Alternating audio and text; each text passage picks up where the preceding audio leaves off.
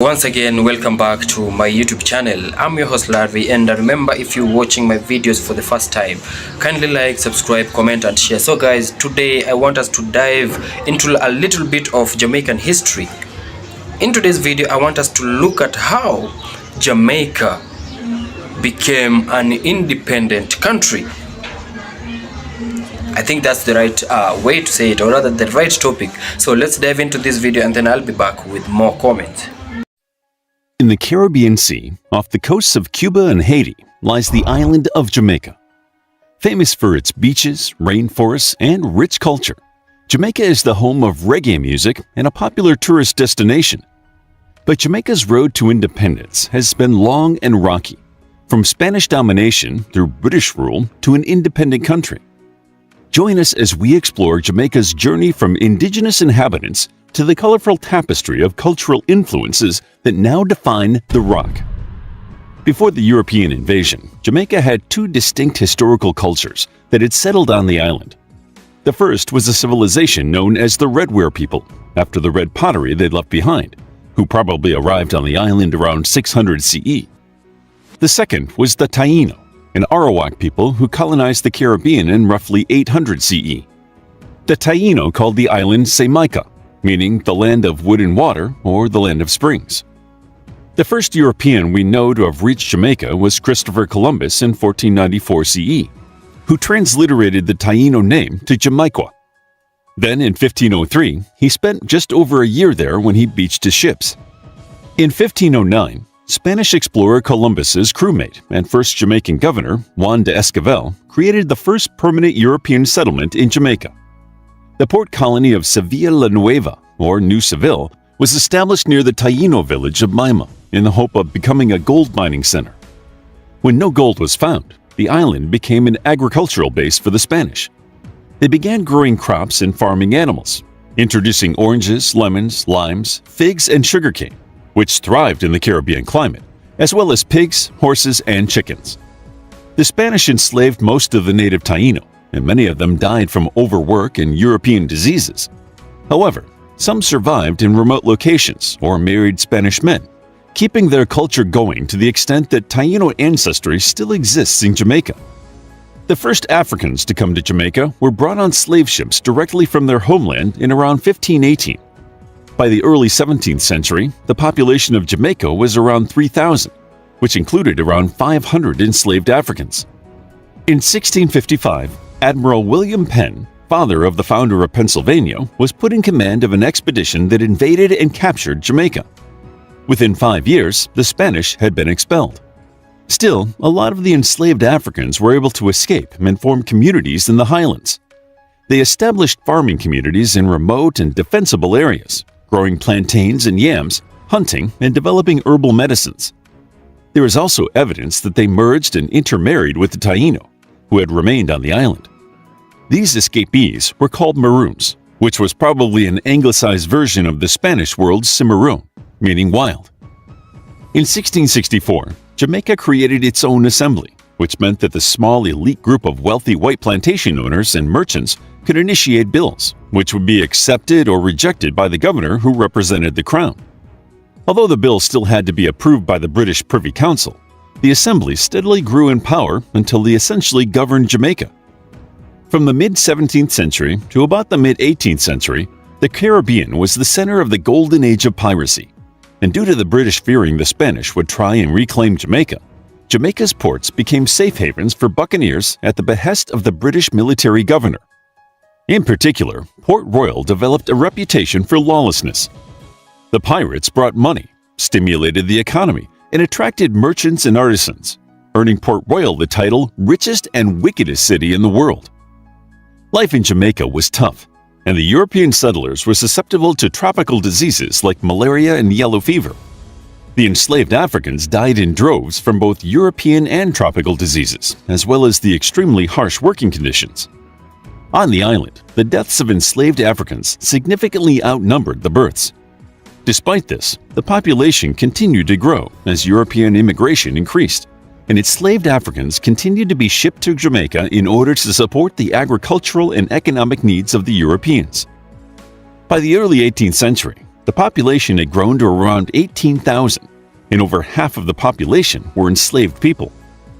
In 1670, the Spanish signed the Treaty of Madrid, which officially ceded the control of Jamaica to the English. In 1672, Jamaica became the world's busiest slave market, with Britain holding a monopoly on the slave trade. Before the end of the 17th century, the black population outnumbered the white population by at least 5 to 1. Jamaica also became highly valuable due to its agricultural production, as it produced sugar, indigo dye, cocoa beans, and coffee. All this production required labor, and the population of enslaved people swelled to 300,000 by the late 18th century. By this time, there was increasing civil unrest, threats of invasion from Spain and France, and unreliable food supplies, which caused 15,000 enslaved people to starve to death in the 1780s. Throughout the 1700s, the British faced internal and external threats to their rule. Wars with the Maroon population, French and Spanish attacks, and slave revolts kept the British military fighting to keep control. The white landowners blamed missionaries on the island for inciting the rebellions and burned several Baptist and Methodist chapels as retribution. In 1807, Jamaica's society underwent a significant transformation when the British Parliament abolished the transatlantic slave trade and approved an Emancipatory Act that stipulated by 1838 any enslaved people in the British colonies would be granted their freedom. Many former slaves left the plantations to start farm smallholdings in the nearby hills. Now, they had lost their free labor, and as the price of Jamaican sugar had plummeted, the plantations became less economically viable. But instead of offering the now free black Jamaicans a decent wage, several governors of Jamaica, Charles Metcalfe and James Bruce, brought in workers from India and created the island's first railway. These Indian indentured laborers first introduced cannabis to the island. Unsurprisingly, the governor's measures did not stop the plantation system from collapsing, which led to mass unemployment and poverty. They did, however, plant the seeds for the nation's future cultural ties to ganja, the name of which is derived from the Sanskrit word for marijuana. In 1865, black Jamaicans living in Morant Bay protested the unfair living conditions and laws. Baptist deacon Paul Bogle had been preaching a radical political vision and had been present at the protest. A warrant was issued for his arrest, but a riot occurred when armed forces came to arrest him, which resulted in the death of 18 militia. Reports that white people had been killed in a black protest riot caused outrage amongst the Jamaican Assembly, and martial law was declared by Governor Edward John Eyre. The suppression of the rioters resulted in the deaths of over 400 black Jamaicans, including Paul Bogle, with a further 600 being brutally flogged and thousands of houses burned to the ground. Although the white landowners in the Caribbean applauded Eyre's actions, an official investigation by the British government resulted in his dismissal, and he was recalled to England to stand trial for murder. However, a grand jury in London ultimately acquitted his case. As the Jamaican Assembly had yielded power to Eyre, it had orchestrated its own demise, and in 1866, Jamaica was declared a crown colony. Despite some improvements to the economy, including reducing the dependency on sugar and starting a lucrative banana trade, by the early 20th century, unemployment was still a significant issue, and thousands of Jamaicans left the island to work on Cuban sugar plantations or help build the Panama Canal.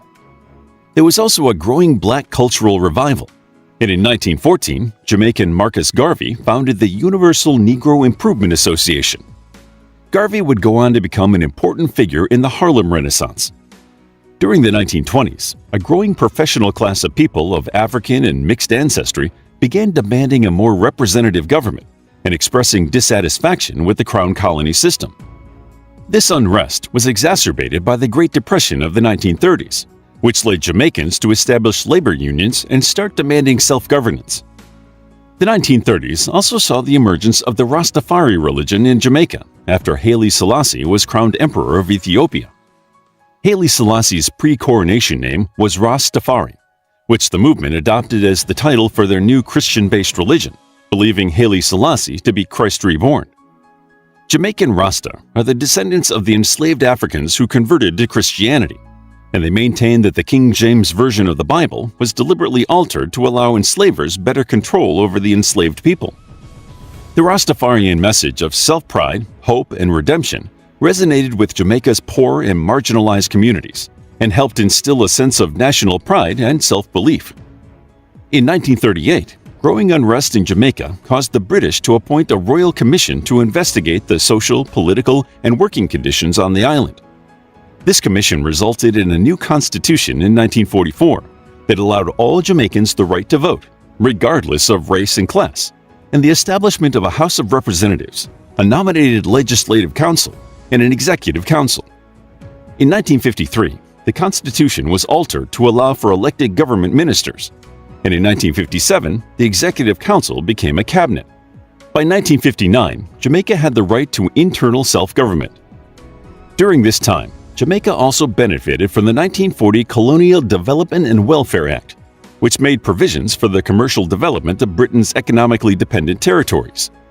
Colonial development grants allowed Jamaica to prepare for independence and finance the Jamaican branch of the University of the West Indies and many industrial projects. In 1958, Jamaica became a founding member of the West Indies Federation, which hoped to establish political unity between territories in the Caribbean. However, the federation was dissolved in 1962 after issues including the British-imposed administrative structures, disagreements over policies, and an unwillingness to give power to the federal government. The collapse was mainly due to the withdrawal of Jamaica, which held a national referendum in 1961 that showed the majority of Jamaicans favored leaving the Federation. After the dissolution of the Federation and anticipating independence, Jamaica started establishing a national flag. The committee assigned the task agreed that the flag's colors should be black to denote the difficulties the Jamaicans had faced, yellow to represent Jamaica's natural beauty and sunshine, and green to symbolize hope and agriculture. They summed up this choice with the phrase, "Hardships are there, but the land is green and the sun shineth." The initial design was unequal horizontal stripes in a green, yellow, and green pattern. However, the flag design was found to be similar to that of the national flag of present-day Tanzania, and the design was changed to a yellow cross, or saltire, with the green and black in the background. In April 1962, the Jamaican Labour Party won the Jamaican election. In August of that year, Jamaica became the first Caribbean island under British rule to gain its independence. Jamaica remained part of the Commonwealth, a voluntary association of independent countries that were once British colonies. The death of Queen Elizabeth II and the coronation of Charles III caused Jamaica to rethink its position in 2023, and Jamaicans scheduled a referendum in 2024 to decide whether to cut ties completely with the British monarchy and leave the Commonwealth. At the time of writing, the referendum has yet to be held, and Jamaica's future relationship with its former colonizers is still undecided. While many look to Britain to make a formal apology for their role in the transatlantic slave trade and subsequent mistreatment of black Jamaicans, Britain's Conservative Prime Minister Rishi Sunak refuses to engage in discussions, stating it's not something that we will focus our energies on. Only time will tell whether Jamaica will move completely away from its old colonizers, but as around 800,000 Britons are of Jamaican origin. Once again, welcome back to my channel, and I believe that you've watched the video up to the end. So just to point out a few corrections from the video, it's up on the Jamaican flag colors. It's supposed to be black, green and gold, but not yellow. Another thing, I have two questions. Did Christopher Columbus really discover Jamaica? Did he really discover Jamaica? Because it is said that Christopher Columbus discovered the Caribbean for the Spanish, but when he got there, he found the Indians already there. So, why Columbus Day? Another thing, is the Irish indentured servants and the black African chattel slaves the same thing? Are they the similar or different?